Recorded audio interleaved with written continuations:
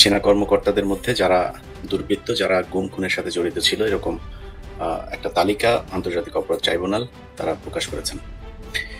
এবং সেটার প্রেক্ষিতে নানান নাটকীয়তার পরে আপনারা দেখেছেন দুদিন আগে সেনাবাহিনী আইএসপিআর এর মাধ্যমে তাদের সংবাদ বিজ্ঞপ্তিতে সংবাদ সম্মেলন করেই জানিয়েছেন যে তাদেরকে সেনা হেফাজতে নেওয়া হয়েছে। এর মধ্যে 15 জন আছেন, বাকিদের পাওয়া যায়নি। 15 জন এসেছেন এবং মেজর জেনারেল কবিরকে নিয়ে নানান নাটকীয়তা এর মধ্যে আপনারা শুনেছেন। তিনি তামাবিল হয়ে পালিয়ে গিয়েছেন এমনটাও শোনা গিয়েছে। অনেকে বলেছেন তিনি এখনো যেতে পারেন নাই, কিন্তু যেতে পারুক আর না পারুক, সেনাবাহিনীর এই অফিসার সে যদি পালিয়ে যায় বা পালিয়ে থাকে দেশের ভেতরে, সেটার দায়ও সেনাবাহিনীর। তো আজকে যে কারণে আমরা গুরুত্বপূর্ণ লাইভটি করতে এসেছি সেটা হচ্ছে যে আপনাদের সাথে ওয়াকার, সে যে মানে জন্মগতভাবেই যে সে যে আওয়ামী লীগ মিথ্যাবাদী এবং দেশ বিরোধী, সেটার প্রমাণটা আপনাদেরকে দেখানোর জন্য, জানানোর জন্য আসা। সে তার আইএসপিআর এর মাধ্যমে বলেছেন, আইএসপিআর এর যদি সংবাদ সম্মেলনটার একটা পার্ট আপনাদেরকে বলি, জনাব স্যারের প্রতি সম্মান রেখে বলছে, স্যার বলেছেন যে আমরা ব্রিগেড মেজর জেনারেল কবির তিনি বাড়ি থেকে বের হয়েছেন তার আইনজীবীর সাথে কথা বলার জন্য, আলাপ করার জন্য, এটা বলে তিনি বের হয়েছেন। তারপরে তিনি আর বাসায় আসেননি। মেজর জেনারেল কবির কোথায় আছেন, কিভাবে গিয়েছেন, এটা সেনাবাহিনী জানে। পুরো মিথ্যা কথা বলেছেন।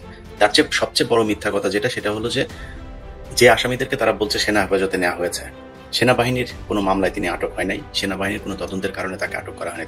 তাকে সুনির্দিষ্টভাবে আটক করা হয়েছে গুম খুনের অভিযোগ থাকার প্রেক্ষিতে। বাংলাদেশের সংবিধান, বাংলাদেশের আইন, এই সব মিলিয়ে যদি আমরা বলি তাহলে সেনা আইনে তাদের বিচার করার কোনো সুযোগ নাই। আমরা গতকালকে আমি অনুষ্ঠানের কোনো এক জায়গায় আপনাদেরকে আন্তর্জাতিক অপরাধ ট্রাইব্যুনালের চিফ প্রসিকিউটর যিনি আছেন তাজুল ইসলাম, তার বক্তব্যটা শোনাবো। তার এই বক্তব্যের পর থেকে আমার মাথায় আসলো যে তাহলে তিনি যেটা বলছেন যে 24 ঘন্টার মধ্যে তাকে আদালতে আনতে হবে আসামিদেরকে, তাকে এখন আনুষ্ঠানিকভাবে কিছু জানানো হয়নি। তার মানে এর মধ্য দিয়েও ওয়াকার একটা ধূম্রজাল তৈরি করার চেষ্টা করছে। এবং পরবর্তীতে যেটা জানতে পারলাম ঘটনাটা আসলে সেটাই ঘটেছে, তাদেরকে দেওয়া হচ্ছে না, তাদেরকে নিয়ে পরিমর্শন। তো সে বিষয়টা নিয়ে আমরা কথা বলবো। আমরা প্রথমেই আমাদের সাথে একজন বিজ্ঞ আইনজীবী আছেন। আপনারা ফখরুল ইসলামকে সবাই চেনেন মোটামুটি, উনি বিখ্যাত আইনজীবী। আমাদের সালাউদ্দিন কাদের চৌধুরী, জনাব দেলোয়ার হোসেন সাইদি সহ অনেকের মামলায় তিনি লড়েছেন বিবাদী পক্ষ হয়ে। ফখরুল ভাই, আমি আপনার কাছে প্রথমেই যাই যে ধরেন আমাদের যে সংবিধানেও যে কথাটা বলা আছে যে কোনো আসামিকে যদি গ্রেপ্তার করা হয়, যে কোনো বাহিনীর দ্বারা যদি সে গ্রেপ্তার হয়, তাকে 24 ঘন্টার মধ্যে নিকটস্থ ম্যাজিস্ট্রেটের আদালতে তাকে নিয়ে যেতে হবে। তার উপরে এখন আমাদের গুম খুনের জন্য সুনির্দিষ্ট বিশেষায়িত যে আদালতটি করা হয়েছে, এর বাইরে অন্য কোনো জায়গায় এটার বিচার করার কোনো সুযোগই নাই। সেক্ষেত্রে এই যে আসামিদেরকে ধরে রাখা হয়েছে এবং তাদেরকে হস্তান্তর করা হচ্ছে না, এমনকি যদি অনডকুমেন্টেড যদি কোনো কিছু বলা হয় যে তাজুল ইসলামকে অর্থাৎ আন্তর্জাতিক অপরাধ ট্রাইব্যুনালকে জানানো হয়েছে যে হ্যাঁ আমরা গ্রেপ্তার করেছি, তারা আমাদের হেফাজতে আছে, এরকম কোনো কিছু আমি এই আপনাদের সাথে লাইভে সংযুক্ত হওয়ার আগেও একজনের সাথে কথা বলে কনফার্ম হলাম যে এখন পর্যন্ত তাদেরকে কোনো লিখিত কোনো কিছু জানান নাই। এটা আমাদের আইনের ব্যত্যয় হচ্ছে কিনা? আমাদের সিআরপিসি এবং সংবিধানের বিধান অনুসারে কাউকে অ্যারেস্ট করার 24 ঘন্টার মধ্যে নিয়ারেস্ট ম্যাজিস্ট্রেট আদালতে সুপর্দ করতে হবে। এখন আমিও খুব সতর্কতার সঙ্গে লক্ষ্য করছি যে ক্যান্টনমেন্ট থেকে কি কি জাতীয় বক্তব্য প্রদান করা হচ্ছে। তবে তারা বলছেন যে তারা 15 জন সেনা অফিসারকে তাদের হেফাজতে নিয়েছেন, কিন্তু অন্যদিকে এদেরকে 22 তারিখে এই আদালতে হাজির করার জন্য যে নির্দেশ দেওয়া হয়েছে, আমরা যদি ধরেও নিই সেনা হেফাজত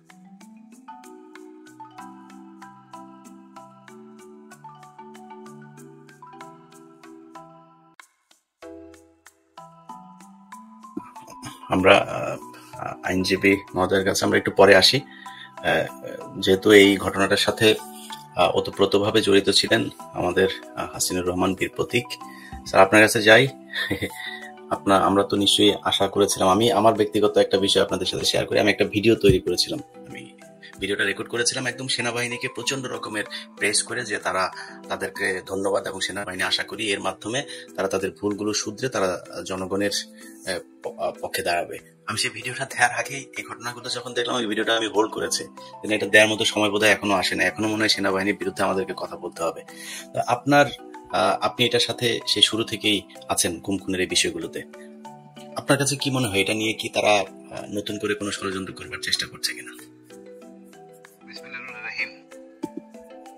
রিয়াজ ভাই এখানে আসলে কোনো স্কোপ নাই। যখনই স্বীকার করতে আমাদের কাছে, ফখরুল ভাই আপনার কাছে আসছি আমরা এবার। যখনই সেনাবাহিনী স্বীকার করছে আমার কাছে আছে, আমার হেফাজতে, তখন তাকে 24 ঘন্টার মধ্যে আদালতে হাজির করতে হবে। ওখান থেকে নেক্সট ডিসপোজাল আর বেশি কোথায় থাকবে? আদালত বলে নাই যে স্যার যেটা বললেন ব্রিগেডিয়ার হাসান নাসির স্যার, যে 54 নম্বর ঘরটাকে সেল ঘোষণা করা হয়েছে, আদালত তো নিয়ে যাওয়া হয় নাই। নেওয়ার পর আদালত বলবে তাকে জেলে নেওয়া হোক, আদালতের সম্পূর্ণ এখতিয়ার। আদালত যদি মনে করে না বীরের কাজ করছে এই সেনা কর্মকর্তারা, জঙ্গি দমন করে শেষ করছে, জঘন্যতম কাজটা বীরের কাজ, তারা চাইলে আদালত ইচ্ছা করলে 5 স্টার হোটেলেও রাখতে পারে, কোনো সমস্যা নাই। আদালত সিদ্ধান্ত নিবে তারা কই যাবে। এনে তাজুল ভাইয়েরও কিছু করার নাই, আমাদেরও কিছু করার নাই, সেনাপ্রধানও কিছু নাই। সেনাপ্রধান না নেওয়া মানে হলো গিয়ে আইনের ব্যত্যয় ঘটতেছে। এই আইনের ব্যত্যয় ঘটা হোক, এটাও একটা অপরাধ, ভালো অপরাধ। 24 ঘন্টার মধ্যে না নিলে তাকে যে কোনো ধরনের দণ্ড দিতে পারে আদালত। এই দণ্ড এমনও হইতে পারে এরকম জেনারেল কয়টা খালি খালি বাড়ি চলে যাবে। যেই দিন রায়টা ঘোষণা হয়েছে ওই দিন থেকে কারো চাকরি নাই, 15 জনে যারা চাকরিরত ছিলেন। সুতরাং তারা আর সেনা কর্মকর্তা না। তাদের প্রোটোকল কি হবে সেটা জিজ্ঞেস করতে পারে, বরখাস্ত না অবসর, তাও দেওয়া হয় না। এখন অকার এত বিজ্ঞ কেমনে হলো আমি জানি না, তার কে এগুলি বুঝাইতেছে, রিপোর্ট ডাকতেছে। তবে যেহেতু স্যার বললেন যে 54 নম্বর বিল্ডিং কে ঘোষণা করা হয়েছে, এই ঘোষণা দায় দায়িত্ব খরচ কে বহন করবে? এটা বহন করার কথা হোম মিনিস্ট্রির, কথা জেল কর্তৃপক্ষ, আইজিপি প্রিজন। এবং ওইখানে গার্ড থাকবে আইজিপি প্রিজনে, নো সেনাবাহিনীর গার্ড। এবং জেল কোর্টের নিয়ম কানুন ওখানে প্রযোজ্য হবে যদি এটা করে থাকে 54 নম্বর বিল্ডিংটা। বাট আমি মনে করি দুঃখজনক, আমি প্রথম থেকে ছিলাম। আমি একটা কালকে রাতে মেসেজ পেলাম আর্মি স্যারের বিষয়, আর্মি স্যারকে যে অফিসারটা সহজমিনে যে গ্রেপ্তার করে নিয়ে আসা হয়েছিল সেটা হলো বিডিআর এর ওই জেনারেল আমিন। তার হয়তো 3 দিন পর মনে রিটায়ারমেন্টে যাবে। এখন এফডিতে ছিল একটা, সে পালানোর চেষ্টা করতেছে, তার নাম ড্রপ করছে। আসলে আইন কানুনের মোতাবেক এই অফিসাররা কোনোদিন, বহুবার জিজ্ঞেস করা হয়েছে আইসিটিতে নিয়ে ইন্টারোগেশনে, কোনো কথা বলে নাই। এখন যদি তারা এখানে থাকে কোনো কথা না বলে, এ দায়িত্ব হোম মিনিস্টার নিতে হবে। অর্থাৎ ঢালাও বিচার হবে। ঢালাও বিচারটা কি হবে? যদি কম অপরাধ করতে সে বেশি দণ্ড পেয়ে যাবেন। কারণ আপনার তো অনুতপ্ত হন নাই, সেনাবাহিনী অফিসার অনুতপ্ত হয় নাই। এবং সেনাবাহিনীর এই যে একটা গর্হিত কাজ, এটা বিশ্বাসই করে না, মনে করে দায়িত্ব পালন করছি। এই জায়গায় হলো সমস্যা।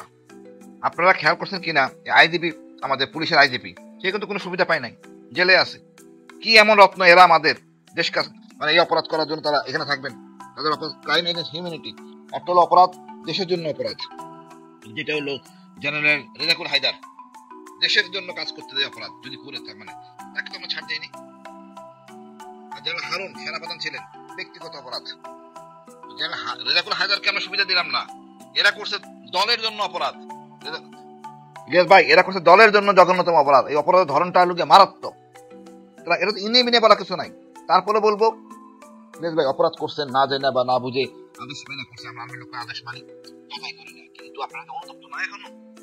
এত কিছুর পরও কি আপনি অনুতপ্ত না? আমি লজ্জিত যে আপনারা অনুতপ্ত হচ্ছেন না। জনগণের কাতারে, জনগণের পাশ বুঝতেছেন না।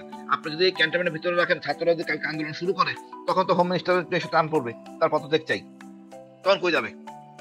এইগুলি বলা সিদ্ধান্ত নাই। হোম মিনিস্টার গেজেট আদেশ করতে পারেন না, অবৈধ আদেশ।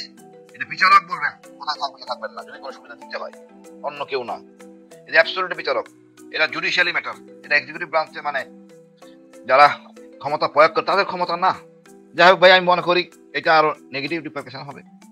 প্রতিদিনই এরকম চলবে সেনাবাহিনীর বিরুদ্ধে, সেনাবাহিনীকে সামনাসামনি দাঁড় করে দিচ্ছি।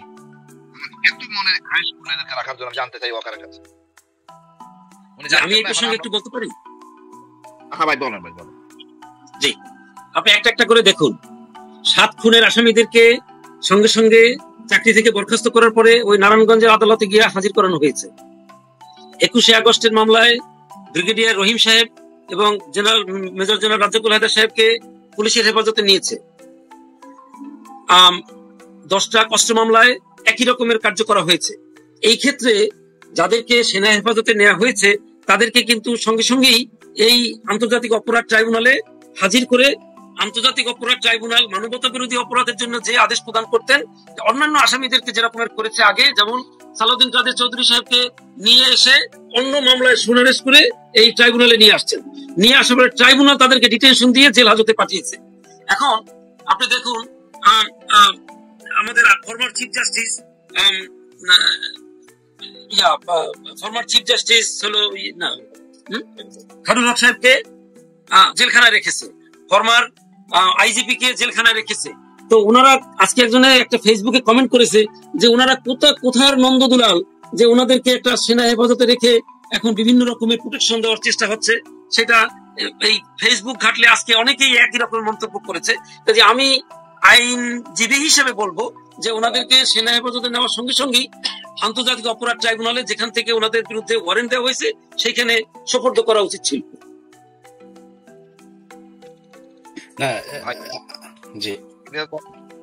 আমাদের বিচারক যদি এখন ডেকে এডজুটেন্ট জেনারেল বা সেনাপ্রধান, আপনি মনে আছে কিনা বিএনপি সময় আইজিপি কে ফাইন করা হয়েছিল মাত্র 2000 টাকা, চলে গেছে, এখন তাদের সেই অবস্থা যাচ্ছে।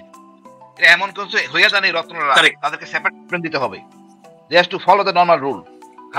আমার মনে আছে শহীদুল হক, ওই আইজিপি সাহেবের নাম ছিল শহীদুল হক, ওই পর্যায়ে যাচ্ছেন না ওনারা। বিচারকের হাত কত লম্বা, চেয়ার পান নাই। খালেদা জিয়া হাসিনার ব্যাপারে এটা সেপারেট কেস, এনারা এই ট্রিটমেন্ট পাবেন নাকি দেশের জন্য করছেন না দলের জন্য করছেন, আর কি কাজটা করছেন? জঘন্যতম মানবিক অপরাধ। তো ওয়াকার সাহেবের গায়ে রক্ত এতদিন মনে করতাম সহজ সরল, সারা অঙ্গে উনি আওয়ামী লীগ। এই যে কটা জেনারেল তার সাথে জড়িত সব কটাকে বাড়ি পাঠাইতে হবে, রাখা যাবে না। এদের দিয়ে নির্বাচন করা যাবে না, পরিষ্কার সব কথা। এদের দিয়া ইলিয়াস ভাই নির্বাচন করানো যাবে না, এরা দুষ্ট এবং এরা মানে অপরাধী। এদেরকে দিয়ে আমরা নির্বাচন করি না এবং এর দেশের জন্য ক্ষতি হবে। স্বরাষ্ট্র উপদেষ্টা বিতর্কিত হলেন, করে থাকেন কাজটা। ধন্যবাদ ভাই। না, এটা যে তারা যে বিচার করতে পারে না এটার প্রমাণ তো তারা আগেই রেখেছে। হাসান নাসির, ব্রিগেডিয়ার জেনারেল হাসান নাসির, আপনি এখনো কিছু বলেন নাই, বলেন আপনার প্রিয় সেনাবাহিনীর সেনাপ্রধান যা করছে কেমন লাগছে আপনার কাছে? আনমিউট করেন স্যার, আনমিউট করেন। জেনারেল ওয়াকার বলেছিল যে ডক্টর ইউনূসকে সে বুকে পাথর বেঁধে মেনে নিয়েছে। আমার মনে হচ্ছে আমার বুকটাই পাথর হয়ে গেছে, আমার বুকে পাথর আর বাধা লাগে নাই।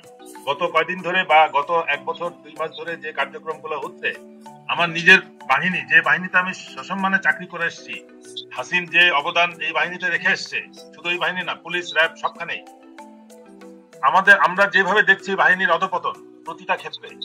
গত আগস্টের সেই সময়কার দাবি যদি জেনারেল ওয়াকার মেনে নিত, আজকে সশস্ত্র বাহিনী বা সেনাবাহিনীকে এইরকম লজ্জাজনক পরিস্থিতি ফেস করতে হতো না। কিন্তু সেনাবাহিনী প্রধান এবং তার সাঙ্গপাঙ্গ, যেহেতু তারা আমাদেরকে তাদের শুভাকাঙ্ক্ষী মনে করে নাই, তারা তাদের পূর্বতন যারা মাস্টার ছিল, পলিটিক্যাল মাস্টার, তাদের অ্যাডভাইসে তারা চলছে এবং তাদের যারা লেসপেন্সার এখনো সরকারে আছে তাদের কথা মতো চলে কিন্তু আজকে তার এই অবস্থা। এবং সশস্ত্র বাহিনীকে একটা জনগণের সাথে, 18 কোটি জনগণের সাথে একটা বাহিনীকে কিন্তু আলাদা করে দাঁড় করেছে। এই যে আলাপগুলো অলরেডি হয়েছে সেটা কিন্তু যথেষ্ট। যেখানে একজন প্রধান বিচারপতি তার সিরিয়াল ওয়ারেন্ট অফ প্রেসিডেন্সে সে 4 নম্বরে, আর একটা কর্নেল কোথায় সে, and he is not a colonel now, he is dismissed colonel। Warrant issue হওয়ার সাথে সাথে কিন্তু যখনই শোন অ্যারেস্ট সাথে সাথে he is dismissed। তা একটা ডিসমিসড কর্নেল হোক আর জেনারেল হোক, তাকে কোন প্রাধিকারের সেনাবাহিনী এই একটা বিল্ডিং এর মধ্যে রেখে সাবজেক্ট ডিক্লেয়ার করতে পারে? এটা একটা অনৈতিক কাজ। এটা যদি এফজিসিএম কোর্ট মার্শাল হতো, যে সেনা কোর্টে বিচার হচ্ছে, তাদেরকে জেলে হস্তান্তর করা হয় না, সেনাবাহিনীর ভিতরে একটা স্থান দিয়ে না। সাবজেক্টটা তো সাবজেক্ট আপনি ডিক্লেয়ার করতে পারবেন আদালতে সুপর্দ করার পরে, আদালতের পারমিশনে সাবজেক্ট ডিক্লেয়ার করতে আপনি পারবেন। যেমন ওই পয়েন্টে এখন আসি নাই, আমি শুধু মিলিটারি অ্যাসপেক্টে আসছি। যদি এটা মিলিটারি অ্যাক্টের আওতায় বিচার হতো, সেই ক্ষেত্রে ক্যান্টনমেন্টের ভিতরে এটা রাখা হয়, তাদেরকে কখনো সিভিল কাস্টডিতে রাখা হয় না। বাট এটা যেহেতু মানবতার বিরুদ্ধে অপরাধ এবং ইন্টারন্যাশনাল ক্রাইমস ট্রাইব্যুনাল কোর্টের ওয়ারেন্ট, এটা কিন্তু আদালত ডিক্লেয়ার করছে, এটা কিন্তু চিফ প্রসিকিউটর তার আদেশ না। আদালতের ডিক্লেয়ার্ড আদেশের পরিপ্রেক্ষিতে সেনাবাহিনী নিশ্চিত করেছে যে তারা অ্যারেস্ট করছে 15 জনকে, এবং আদালতের আইন অনুযায়ী, দেশের আইন অনুযায়ী, যেটা সবাই অলরেডি বলেছেন, 24 ঘন্টার মধ্যে পুলিশ কাস্টডিতে তাদেরকে হ্যান্ড ওভার করতে হবে। বাট আমার যেটা মনে হচ্ছে, হোম মিনিস্ট্রি স্বতঃস্ফূর্ত হয়ে সাবজেক্ট ডিক্লেয়ার করছে, আর্মির দ্বারা ইনফ্লুয়েন্স হয়ে কিনা এটা যাচাই করার বিষয়। এটা নিঃসন্দেহে উনি যেহেতু প্রাক্তন সেনা কর্মকর্তা, সেই হিসেবে উনি করেছেন কিনা, আদালতের এই ব্যাপারে কোনো আদেশ আছে কিনা আমরা কিন্তু জানি না। তাহলে আদালতে তারা রিপোর্ট করার পরে তারা কোথায় থাকবে এবং সেটাকে সাবজেক্ট করা হবে না জেলের ভিতরে রাখা হবে, এটা আদালতের কোর্টের মধ্যে ডিসিশনটা হবে। কোন পরিপ্রেক্ষিতে এটা হলো, এটা নিশ্চয়ই এটা আমাদের জনগণের জানার অধিকার আছে। আমরা কিন্তু এই দাবিটা করতেছি এখন জনগণ, আমি কিন্তু জনগণ হিসেবে জানতে চাচ্ছি, একজন ন্যায় বিচার প্রার্থী বাংলাদেশের নাগরিক, একজন আসামি যখন আদালতের থাকবে তার যদি কোনো চিকিৎসা লাগে, তার যদি কোনো অসুবিধা হয়, পরিবারের সঙ্গে দেখা করা ইত্যাদি জেল কোডে যেরকমের আছে সেই অনুসারে আদালত আদেশ করতে পারবেন। যেমন আপনাদের মনে থাকবে নিশ্চয়ই 2007-8 সালে ম্যাডাম খালেদা জিয়াকে তারা তো এখনো কোর্টে রিপোর্ট করে নাই, ওই পর্যায়েটা আসবে তো কোর্টে। আমি আপনার সঙ্গে একমত হই, সে কথাটা বলছি যে তাদের ওয়েলফেয়ারটা আদালত লুক আফটার করবে। এটা হোম মিনিস্ট্রির বিষয় আপাতত নয়, কারণ তারা তো এখন আদালতের কাঠগড়া পেরিয়ে, চৌকাঠ পেরিয়ে আদালতের মধ্যে আসে নাই তো এখন পর্যন্ত। তাদের ওয়েলফেয়ারটা কি ব্যবস্থা? থ্যাংক ইউ, এইটা হলো আমার পয়েন্ট। আমার হলো স্ট্রিক্ট কথা যে একজন, তারা যখন ওয়ারেন্ট হয়েছে তাদেরকে ওই আদালতে সুপর্দ করে আদালতের কাছে বলতে হবে যে আমরা ওনাদেরকে হসপিটালে রাখতে চাই, পিজি হাসপাতালে রাখতে চাই, ইত্যাদি ইত্যাদি অন্য যে রকমের ব্যবস্থা আছে সেইটা করতে হবে। কিন্তু সেটা অন্য জিনিস। পিজি হাসপাতালে ভালো থাকার ব্যবস্থাও আছে, সেটাও হইতে পারে হয়তো। দেলোয়ার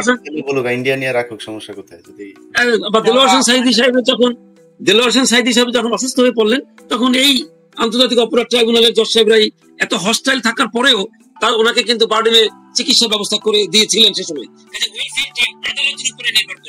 যেমন আমি যখন অ্যারেস্ট হলাম, আমাকে আদালত ইচ্ছা করে ডিভিশন দিয়ে দিয়েছে, কাজে আমার 4 বছর আদালতে থাকাটা একটু মোটামুটি কম্পারেটিভলি বেটার ছিলাম আর কি। ওই আমার পাশে মেজর জাকির সাহেব ছিল কিছুদিন, এরকম। কাজে এটা আদালতের ব্যাপার। জি, আমি বলতে চাচ্ছি এই ঘটনা যেটা ঘটছে, এটা যদি হোম মিনিস্ট্রি স্বতঃস্ফূর্তভাবে করে থাকে, সেনাবাহিনীর ইনফ্লুয়েন্সে যদি করে থাকে, অবশ্যই এটা আইনের বরখেলাপ। না, আমি একটু ইলিয়াস ভাইকে অনুরোধ করব যে হোম মিনিস্ট্রি যে যদি এরকম একটা প্রজ্ঞাপন জারি করে থাকে, তাহলে কার আবেদনে জারি করলেন সেটা আপনি একটু খুঁটিনাটি দেখতে পারবেন, যেটা আমাদের পক্ষে সম্ভব না। কারণ আপনি দেখি অনেক সুন্দর সুন্দর জিনিস বের করে নিয়ে আসেন, যেটা আপনি তো যাদেরকে বললেন, ধরেন আইএসপিআর যেটা বললো যে তাদেরকে সেনা হেফাজতে নেওয়া হয়েছে, মানে সেনা হেফাজতে নেওয়া হয়েছে, তো মানে সেনাবাহিনী তো তাদের বিরুদ্ধে সুমোটো কোনো কিছু তো করে নাই। সেটা যেহেতু করে নাই, তাহলে কাদের জন্য ধরলো? যাদের জন্য ধরলো সেই সংস্থাকে এখন পর্যন্ত ইনফর্ম করা হয় নাই। কি জানেন না, পৌঁছাতে হবে তো আসামিরা, সেখানে পৌঁছালে না বোঝা যাবে যে তারা। ভাই এখানে ইনফর্ম করা কিছু নাই, ধরবে 24 ঘন্টার মধ্যে আদালতে নিতে হবে। এখানে আসামি পক্ষে আইনজীবী থাকবে, যে বলবে ভাই আমার লোকজন অসুস্থ, স্যার ছেড়ে দেন, জামিনে রাখেন। এটা হলো মারামারি হবে তাজুল ভাইয়ের পার্টি আর এই আমাদের আর্মি অফিসারদের পার্টি, ওইখানে সিদ্ধান্ত হবে কি হবে কি হবে না। মাঝখান দিয়ে অন্য কারো সিদ্ধান্ত ক্ষমতা নাই। এটা আদালতের আইন। আমি বলি, ধরেন আপনি তো এটা আইনের কথা বললেন, মানে আইএসপিআর বা সেনাবাহিনী তো কোনো মানে আইন প্রয়োগকারী সংস্থা না, তাই না? এটা তো আমাদের আইন প্রয়োগকারী সংস্থা। আচ্ছা, এখন আইএসপিআর যখন বললো যে আমি একজন আসামিকে ধরেছি, আপনি বললেন আমি ধরেছি, যেই সংস্থার ধরার কথা তাদের কাছে আপনি জানান নাই, তাদেরকে কিছু বলেন, এটা হচ্ছে একটা জাস্ট জাতিকে আই ওয়াশ করা যে এদেরকে আমরা এই করা হয়েছে। এটা নাথিং এলস। আপনি যদি নাকি ধরে থাকেন তাহলে তাকে তো জানাইতে হবে অ্যাটলিস্ট। যখন জানাবেন তখন সেটা আমি প্রসিডিউরের ভেতরে ঢুকলাম যে ওকে ঠিক আছে, এখন আপনাকে 24 ঘন্টার মধ্যে আসতে হবে। আইএসপিআর বললো যে আমরা তাদেরকে হেফাজতে নিতে। আইএসপিআর কে? আইএসপিআর সেটা বলার কেউ না। আইএসপিআর নিজস্ব কোনো বিষয় যদি তারা বক্তব্য দিতে সেটা দিতেই পারে, কিন্তু আমি মনে করি যে আইনগতভাবে তারা এখানে ফাঁক রেখেছে, যেটা আমরা বলছি যে কন্ট্রাক্ট অফ কোর্ট বা এই ধরনের কোনো কিছুতেও যেতে চাই, সেই ক্ষেত্রে আমাদেরকে মানে জানতে হবে যে এই আসামিগুলো আসলেই কোনো সংস্থা আটক করেছে। আসলে এখন পর্যন্ত তারা আটক হয়নি, এবং আমি খুব বেশি সারপ্রাইজ হব না যদি নাকি তাদেরকে 2 দিন পরে আইএসপিআর ফোন করে বলে যে আমরা তাদের এখানে রেখেছিলাম, ক্যান্টনমেন্ট থেকে তারা মাটি খুঁড়ে তারপর ভিতর দিয়ে কোথাও চলে গেছে। এটা বললেও খুব হাসাহাসির কিছু থাকবে না।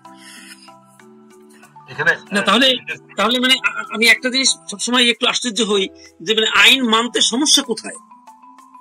তারা যারা অপরাধ করেছে বলে অভিযোগ আসছে, তাদের আপনারা যদি হেফাজতে নিয়ে থাকেন, তাহলে তাজুল সাহেবকে ফোন করে বললে যে আমরা ওনাদেরকে হেফাজতে নিয়েছি, আপনারা আদালতে কালকে আমরা ওনাদেরকে সুপর্দ করব, যাতে চৌকাঠ পেরিয়ে আদালতের মধ্যে ওনারা আসতে পারেন। তারপর আদালত সিদ্ধান্ত নেবে যে ওনারা কোথায় থাকবেন। এরপরে যদি কোনো তরফ থেকে একটা দরখাস্ত আসে, ঠিক আছে ওনাদেরকে অমুক জায়গায় রাখা হোক এবং সাব জেল ডিক্লেয়ার করা হোক, সেটা আদালত সিদ্ধান্ত নেবে। কিন্তু মানে আইন না মানার প্রবণতাটা যে একটু বেশি মাত্রায় গিয়েছে, সেটা শেখ হাসিনার জমানার মতোই তো মনে হচ্ছে। ওনারা যা খুশি তাই করতে পারেন, সেটা আমার মনে হয় আইনের নিয়মের মধ্যে আনা উচিত। এটা আমার একটা অভিমত। আমার এই বিষয়ে যেটা একটা বক্তব্য, আমি হাসিন একটু বলি। এই বিষয়ে যেটা সব থেকে ভয়ঙ্কর বিষয় সেটা হচ্ছে যে যখন এটা কার্যকর হবে, তখন পুলিশ হেডকোয়ার্টার থেকে একটা চিঠি আসবে, আমরা আমাদের আইজি এবং পুলিশ অফিসারদেরকে আলাদা একটা বিল্ডিং এর মধ্যে রাখতে চাই। সুপ্রিম কোর্ট থেকে একটা চিঠি আসবে, আমাদের চিফ জাস্টিসকে কোর্ট প্রেমিসেসে জেল ডিক্লেয়ার করে রাখতে চাই। সচিব যারা আছে তাদের একটা ইয়ে আসবে, সংসদ ভবন থেকে আসবে, আমাদের প্রাক্তন মন্ত্রী এমপিদেরকে আমরা আসতে চাই। আগামীতে আপনি ওই রংপুর বা গুরুঙ্গামারি ওখানকার একটা নেতা, রাজনৈতিক নেতাকে অ্যারেস্ট করবেন, সেও তাকে ধরে রেখে বলতে যে আমরা এখানে ধরে রেখে সেক্টর করেন।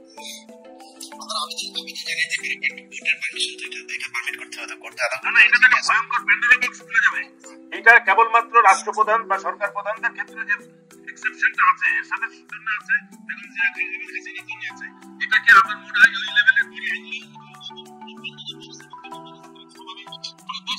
চরম বিশৃঙ্খলার মধ্যে চলে যাবে। এটা কোনোভাবেই অ্যালাউ করা যাবে না। এটাকে অবশ্যই যে প্রত্যেক আইন যেহেতু সবার জন্য সমান, এটা তারা বিচারের কাট করা ফেস করে নির্দেশকে নির্দোষ প্রমাণ করে আসুক, তারপরে দরকার হলে সরকারের কাছে কম্পেনসেশন ডিমান্ড করবে যে আমরা নিরপরাধ হওয়া সত্ত্বেও আমাদেরকে আসামি করে জেলে রাখা হয়েছে। এরকম করলে তো বাংলাদেশের তাছাড়া ওনাদেরকে বিশেষ সুবিধা দেওয়ার তো কোনো কারণ নাই। এখন পর্যন্ত বলা হয় না যে ওনারা কি অসুস্থ, ওনারা অসুস্থ এরকম কথাও তো কেউ জানে না। আমার তো মনে হয় ওনারা সার্ভিং আর্মি অফিসার্স, মানে ভেরি ওয়েল। ওইটা তো আলাদা কথা, বাট কোর্টে রিপোর্ট করার আগে, আসামিদেরকে কোর্টে প্রডিউস করার আগে কি করে সাবজেল ডিক্লেয়ার হলো সেটা হচ্ছে সবথেকে বড়। রাইট, এটা ইলিয়াস ভাই খুঁটিনাটি বের করতে পারবেন, আমি এটা দৃঢ় বিশ্বাস করি। এটা বের করার কিছু নাই ভাই, এটা অনুসন্ধান করার কিছু নাই। না, এটা হোম মিনিস্ট্রিকে বলতে হবে। আপনি যেহেতু খুব অনুসন্ধানী জার্নালিজমের মধ্যে আছেন, আপনার পক্ষে সমাজে আমি এটা পারবো না। যাও না, এটা খুবই ট্রান্সপারেন্ট। জি, আমি বলি, আমি ওখানে গেট থেকে আমি চলে এসেছি, ওটা আমাদের বিজয় কেতনের পাশে যে অফিস রাখা হয়েছে, ওখানে মানে ওখানে রাখা আর্মি ডিউটি করতেছে, এটা নিয়ম কারণে। যখনই সাবজেক্ট সম্পূর্ণ চলে যায় আইজিপি, মানে IGP prison, jail super, jail কারারক্ষী আসবে।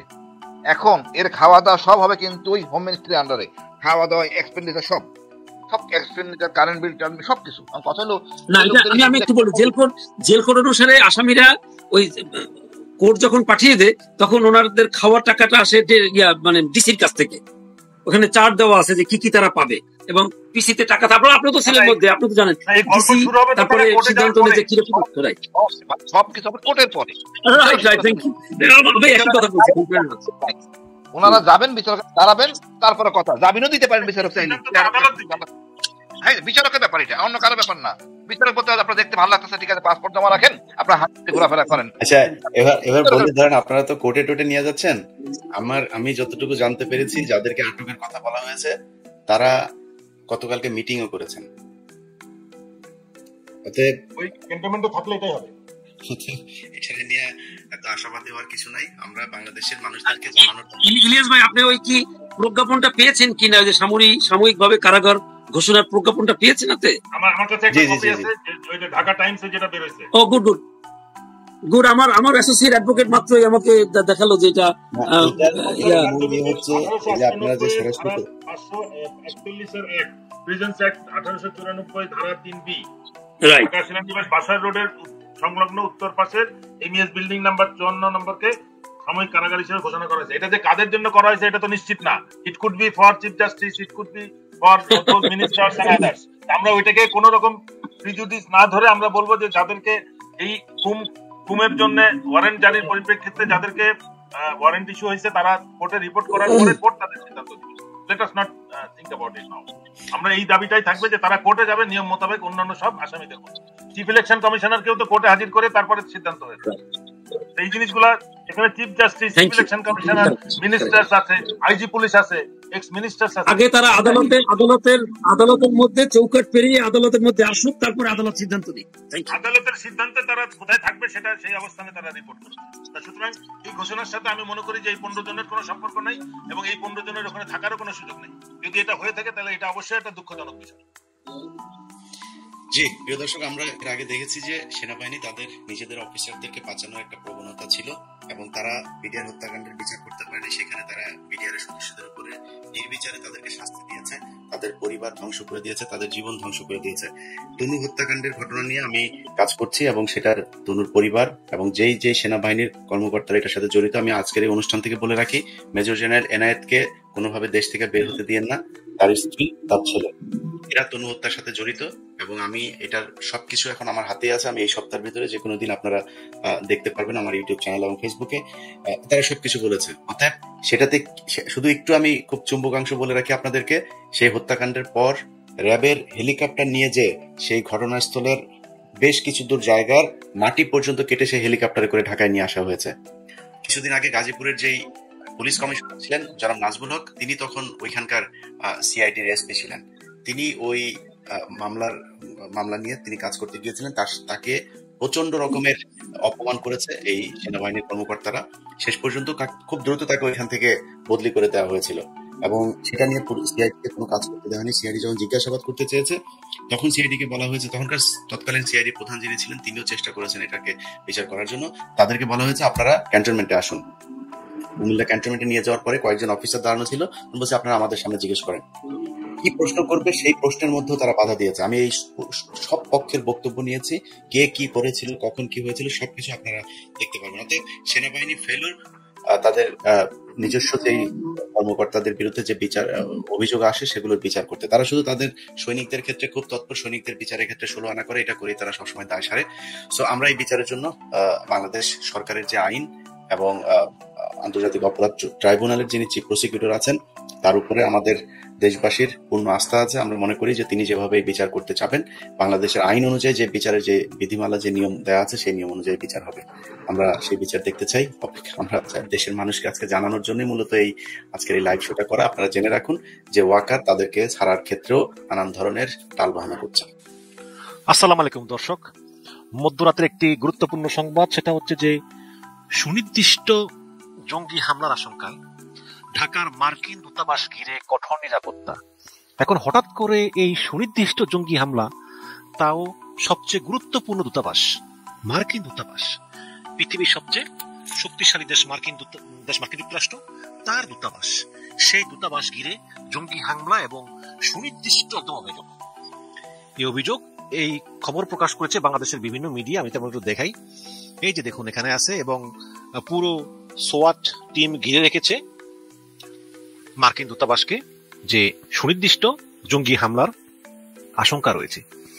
আমি যদি একটু পড়ে শোনাই, এখানে লিখেছে যে জঙ্গি হামলার সুনির্দিষ্ট তথ্যের ভিত্তিতে ঢাকার মার্কিন দূতাবাস এবং তার আশেপাশে নিরাপত্তা ব্যবস্থা জোরদার করা হয়েছে। মার্কিন দূতাবাসের অনুরোধে সোমবার 13 অক্টোবর দিবাগত রাত থেকে বাড়িধারার কূটনৈতিক পাড়ায় অবস্থিত দূতাবাসে পুলিশের বিশেষায়িত দল সোয়াট মোতায়েন করা হয়েছে, যারা যে কোনো সন্ত্রাসী কার্যক্রম মোকাবেলায় বিশেষভাবে প্রশিক্ষিত। এবং ঢাকা মহানগর পুলিশের একজন ঊর্ধ্বতন কর্মকর্তা নাম প্রকাশ না করার শর্তে সোয়াট মোতায়েনের বিষয়টি নিশ্চিত করেছেন, এবং তিনি বলেন নিরাপত্তা হুমকির বিষয়ে আমাদের বিস্তারিত জানানো হয়নি। তার মানে পুলিশকেও বিস্তারিত জানানো হয়নি। তবে মার্কিন দূতাবাসের অনুরোধে সোয়াট দল এখনো সেখানে অবস্থান করতেছে, এবং রাত 9টার দিকে এই সোয়াট টিম মোতায়েন করা হয়েছে বলে পুলিশের একজন ঊর্ধ্বতন কর্মকর্তা জানিয়েছেন। এবং পুলিশের একটি গোয়েন্দা সূত্র নিশ্চিত করেছে যে সম্ভাব্য হামলাকারী হিসাবে, মানে যারা হামলা চালাবে সেই সম্ভাব্য হামলাকারী হিসাবে সন্দেহভাজন 3 ব্যক্তির ছবি তাদের হাতে আছে। 3 জন ব্যক্তির ছবি যারা কিনা মার্কিন দূতাবাসে হামলা করতে পারে। এবং এই তথ্যের ভিত্তিতেই পুলিশের বিশেষ শাখা মানে স্পেশাল ব্রাঞ্চ থেকে ডিএমপি কমিশনারের কাছে একটি গোপন চিঠির মাধ্যমে নিরাপত্তা বাড়ানোর জন্য জরুরি ব্যবস্থা নিতে বলা হয়। তার মানে এই যে 3 জন সম্ভাব্য হামলাকারী যারা মার্কিন দূতাবাস হামলা চালাতে পারে, তাদের তথ্য অলরেডি স্পেশাল ব্রাঞ্চ গোয়েন্দা সংস্থা তাদের হাতে চলে এসেছে। তখনই তারা ডিএমপি কমিশনারকে গোপন চিঠির মাধ্যমে বলেছে যে অনতি বিলম্বে মার্কিন দূতাবাসের নিরাপত্তা বাড়াও। তখন থেকেই বাড়ানো হয়েছে। এবং যেই চিঠি পাঠিয়েছে মানে পুলিশের এসবি থেকে ডিএমপিতে, সেখানে হামলার ঝুঁকির বিষয়ে সতর্ক করা হয়েছে, এবং একই সঙ্গে সন্দেহভাজনদের শনাক্ত এবং গ্রেপ্তার করা সহ দূতাবাসের নিরাপত্তা জোরদার করতে জরুরি ব্যবস্থা গ্রহণের অনুরোধ জানানো হয়েছে। এবং এই বিষয়ে জানতে চাইলে কূটনৈতিক নিরাপত্তা বিভাগের উপ পুলিশ কমিশনার নুরে আলম কোনো মন্তব্য করেনি, এমনকি মার্কিন দূতাবাসের পক্ষ থেকে কোনো মন্তব্য করা হয়নি। তো দর্শক, এই যখন ঘটনা, তখন আসলে এই গত কয়েক মাস ধরেই কিন্তু মার্কিন দূতাবাসের এই নিরাপত্তার বিষয়টি কিন্তু একটা আলোচনার বিষয় দাঁড়িয়েছে। আপনার খেয়াল আছে যে গত 3-4 মাস আগে আমি আরেকটা খবর দিয়েছিলাম, আপনাদের খেয়াল আছে কিনা জানি না। সেই খবরটা হচ্ছে, আমি যদি দেখে আপনাদেরকে, এই আরেকটা খবর, ওয়াশিংটনের গোয়েন্দা তথ্যে বাংলাদেশে তৎপরতা, এই খবরটা আমি 3-4 মাস আগে দিয়েছিলাম। আবার একটু পড়ি, এটা হয়েছে 27শে আগস্ট, এখন হচ্ছে